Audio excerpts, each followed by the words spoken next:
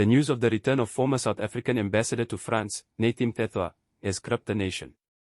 His remains arrived at OR Tambo International Airport on a quiet Friday morning, marking a deeply emotional moment for his family, colleagues, and many South Africans who followed his long and sometimes controversial political journey. It is a moment filled with sadness, reflection, and unresolved questions about the circumstances that led to his untimely death in Paris. Today, we take a closer look at what happened, who he was, and why his passing has stirred such strong reactions across the country. Nathi Mthethwa was not just another name in South African politics. For decades, he was part of the African National Congress leadership, serving in different capacities, including Minister of Police and later Minister of Sport, Arts and Culture. His public career stretched from the early years of post-apartheid governance to the modern era of democracy, where he played a visible role in shaping cultural and political policies. Whether one admired or criticized him, his influence within the ANC was undeniable. His appointment as South Africa's ambassador to France and representative to UNESCO in 2023 marked a shift from domestic politics to diplomacy, a role that many saw as a fitting continuation of his public service. But that chapter came to an abrupt and shocking end. At the age of 58, Mthethwa fell to his death from the 22nd floor of the Hyatt Regency Hotel in Paris. French authorities have launched a full investigation to determine what exactly happened in those final moments. Early reports suggest there was no immediate evidence of foul play, but investigators are examining all possibilities. For his family, these details offer little comfort. They describe his death as deeply traumatic and are desperate for closure. In the days following his passing, the family traveled to Paris to perform a traditional Zulu ritual known as ukubiisa, or fetching of the spirit. They performed the ceremony in the very hotel room where he drew his last breath.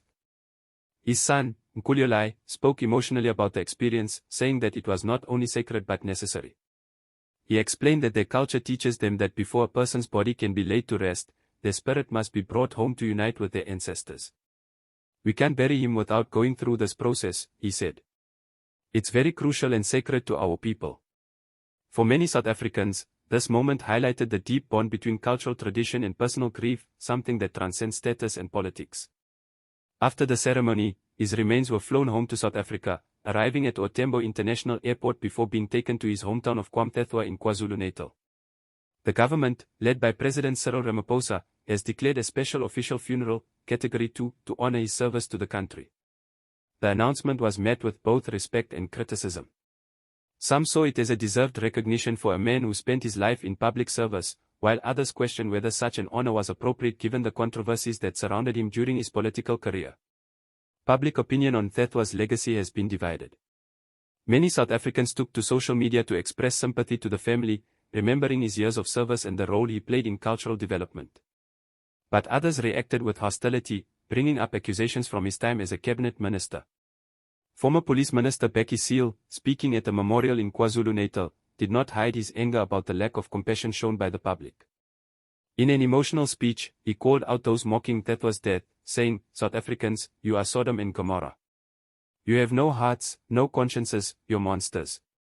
His words drew both applause and criticism, showing again how the story of Mthethwa's life and death has sharply divided opinions.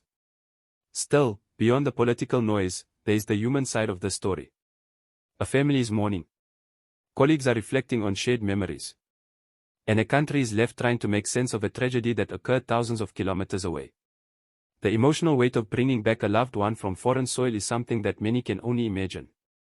For Mthethwa's family, the journey from Paris to KwaZulu-Natal was not just a physical one, it was spiritual and symbolic. It meant reuniting him with his ancestors, his community, and his roots.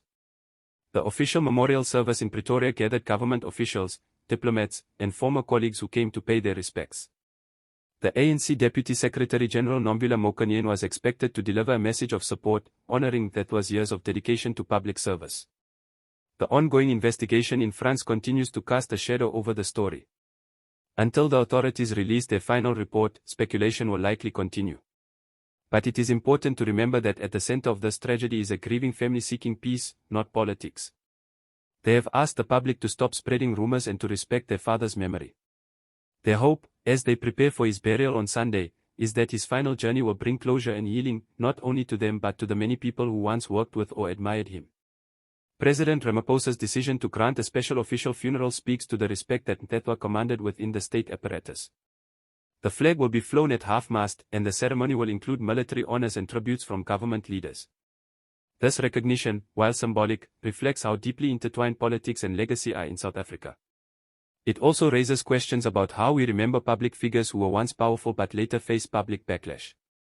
As the sun sets on this story, one can't help but think about how fragile reputation and legacy can be. For years, Nathi Mthethwa was a man of authority, often seen at the heart of government affairs. Now, his name is being discussed in whispers of tragedy and reflection. His passing is a reminder that no matter how high one climbs, life can humble us all in the most unexpected ways.